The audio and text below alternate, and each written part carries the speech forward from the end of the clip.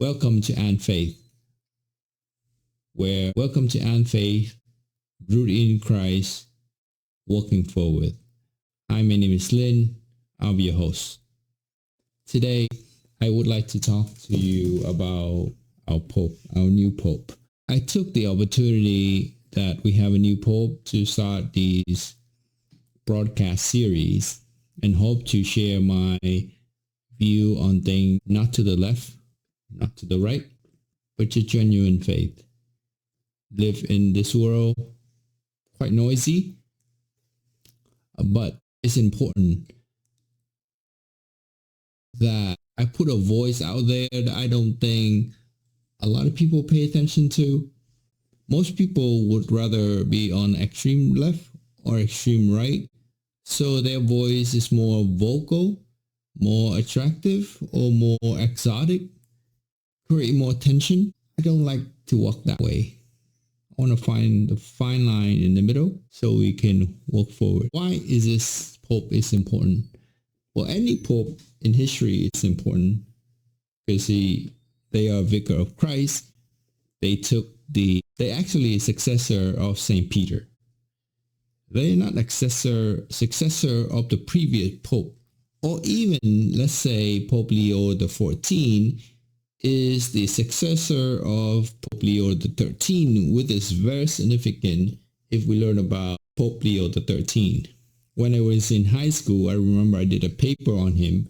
I don't remember exactly what I learned, but somehow he resonated with me. Maybe the long range of his papacy that kind of captured me. So I did a paper on him. I don't remember what I wrote, but I knew that he has a very similar papacy with Saint Pope John Paul II. So they both start in the 78. So Pope Leo XIII started in 1878 and ending at 1903. And Saint Pope John Paul II, 1978. And ending 2005. So around a few more years longer than Pope Leo XIII. They are both very significant because they are in the transition of the century, the transition of the age. So back then, Pope John Paul Leo XIII would be transitioned from into the industrial age. So he talked about a lot about the dignity of the worker. So he pretty much very strong in that teaching. And fun fact, you can look in the old picture when you look online. A lot of old image showing a little smaller figure, very quiet. However, he wrote the prayer of Saint Michael, or the prayer of Saint Michael. He's not a regular human. He actually the archangel. So when they call Saint Michael, obviously my theology is not strong enough to explain why, but he's one of the saints that he's not human. He's actually an archangel. So Saint Michael is in charge of all the angels. An archangel, there's I think 4 archangel, Gabriel, Raphael, and I think there's one more. I'm not sure. But those are important archangel, and Michael was one, and Michael was a protector. So read the prayer of Saint Michael. It's very, very powerful. One of the movie, I think in The Gang in New York or something, both character was reading the prayer of Saint Michael. Very, very powerful.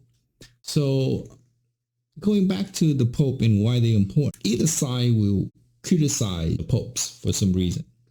Now, if you're Catholic, you believe that the conclave, which is the cardinal gathered together in prayer to vote, to find out who the Pope is, right? We believe that is a sacred, how do I say it, act, right? So it's very spiritual. So whoever they voted for or they picked are picked by the Holy Spirit. So if you believe that, right, whoever that is, how far, how left, or however the Pope lead the church to, is in the hand of God, right? So the Archbishop Nguyễn Văn Thuận, he wrote the book when he's in prison. When he's in prison, he was like, man, oh God, why you kept me here? My job is out there. Why you keep me in prison? Right? My job out there is to protect my people. And then he realized that, no, that's not your job. That's God's job, right? You just be his instrument. So our job is not criticize. I mean, again, I'm not trying to make an argument, but if you actually believe the act of picking the Pope is by the Holy Spirit, then the Pope is what we're looking for, or rather what God provided to us in this moment in time. What that means is a lot of time we really don't know what we looking for, right? We don't know what we need. God knows. God knows more than we know, right? But when we do study the history of it, the characteristic of the current age, yes, then we realize, yes, we do need, right? We do need certain characters, certain leadership, certain quality in the Pope to lead the church. So when you look at the history, the lineup of all the popes, when I think John the 23rd was running the Vatican II, and obviously I mentioned Pope Leo XIII, how he carried the church through that age. Pope John Paul II, how he be like in a way a superstar at the time to draw people attention into the faith. Why I'm keep circling around popes there. Now, I haven't mentioned that it is American Pope. So for the longest time, right? People asking, will we have an American Pope? And Cardinal Dolan from New York would say, it's never happened. It's never going to happen. And I agree. We shouldn't have.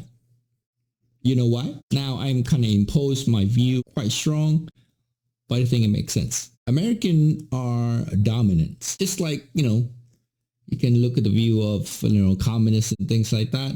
I don't want to compare to that, but we are kind of very dominant on our view and point of view. Unless you travel the world, you see things around the world, then most Americans don't know anything outside of their town or outside of what they know. They don't speak other languages. They don't know the other cultures.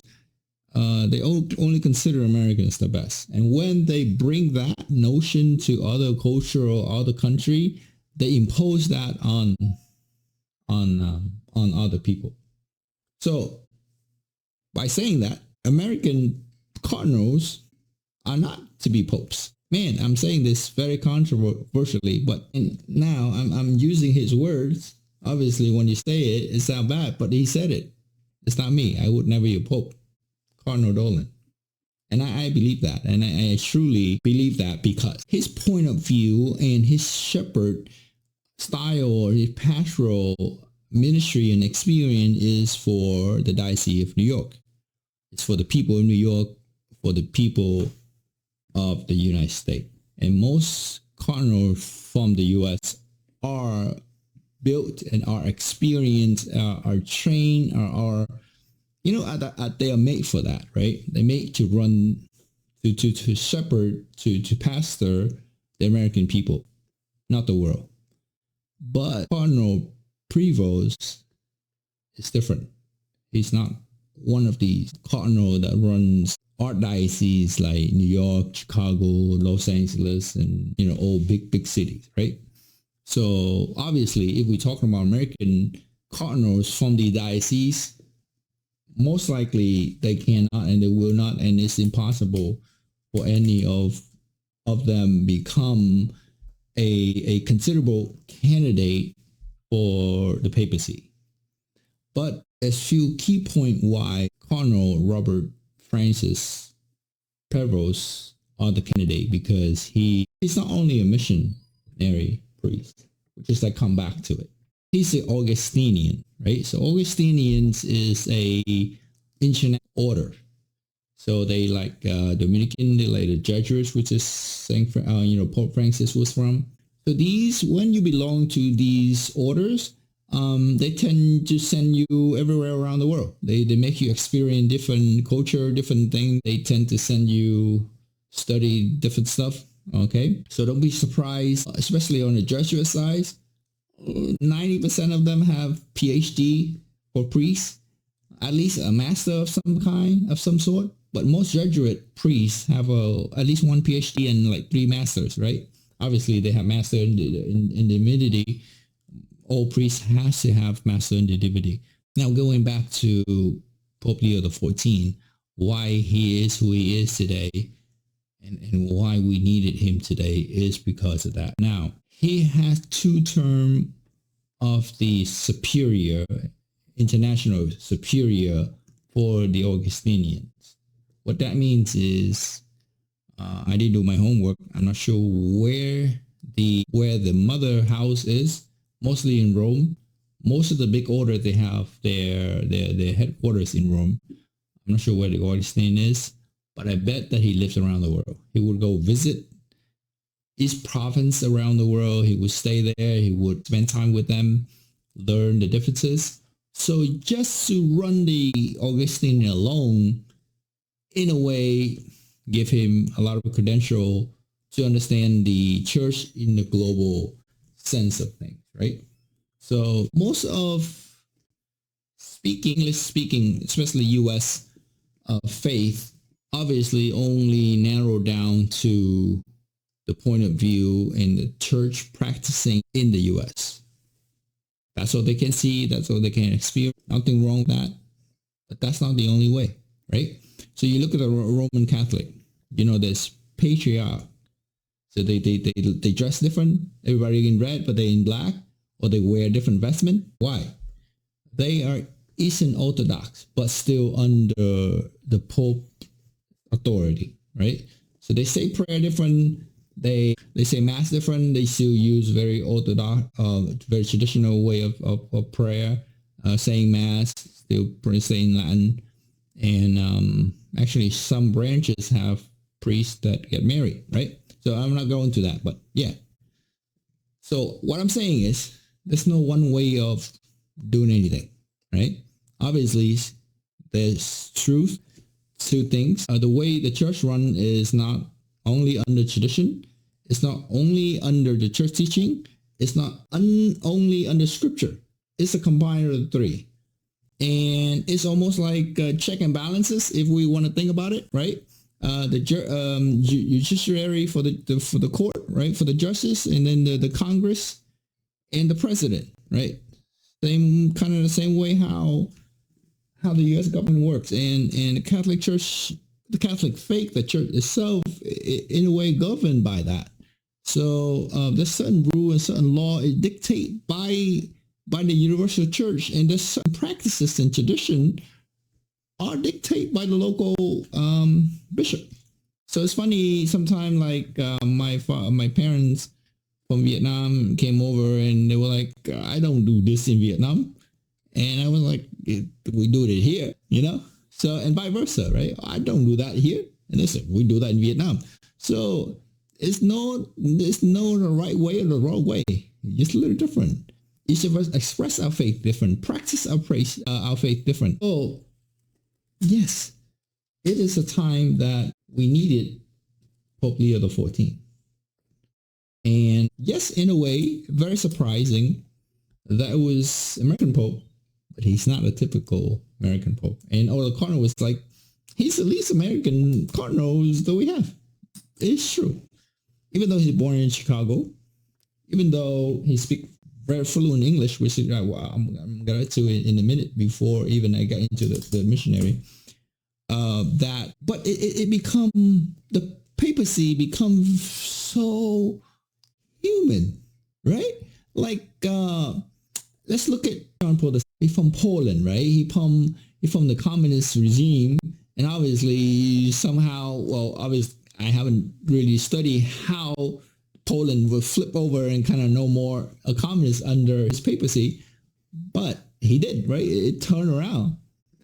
and it's kind of far away, well, from our experience. And then Pope Benedict is a German. He's a scholar, and it's having humanity now. Pope Francis bring the great humanity to us, but really down to it. But it seemed like far away. Like, okay, he an immigrant, Italian immigrant from the south, from Argentina. And then it seemed like something popped up there, like a flower from afar that rose, right? But when it actually from your backyard, right, from Chicago, and then it was like, that's human as you can be. St. Thomas Aquinas was written something about that.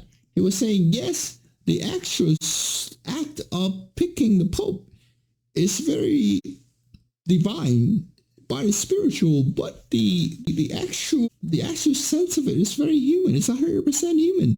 All the 133 cardinals in the Sixtine Chapel are human. Obviously, they have to use human senses and human communication to pick out who's the best for the job. Obviously, through prayer, but it's very human, especially him. So when now the Pope speaks, he doesn't speak. Obviously, he's going to speak a lot in Italian when he's in the Vatican, but when he speaks to the global audience, he's probably going to speak a lot in English. And when you hear him speak in English, you're like, oh, he's my friend. He's I understand him. Yeah, an accent that I can understand. And he used a language and a term and an expression like how we would talk, right? Very human. And now everything has two-sided, right? I do some study outside of the faith a little bit. I learned some little thing here and there and other teachings. They do bring a lot of humanity to what we learn, even in business ethics. They do bring the goodness out of us, right? There's always the aspect of goodness and evil at the same time. So why I'm saying that is the Pope, the American Pope, speak English, right? That's huge, right? That bring great attention to the media, obviously, first, and then great attention to the non-believer or non-Catholics. Like, oh, what's going on? Oh, who's Pope? What do you mean Pope, right? What do you mean the conclave? What they doing? Why they hide and lock the doors, right? They doing something secret or whatever that is, right? And then they have a chance to ask question, hey, what that is.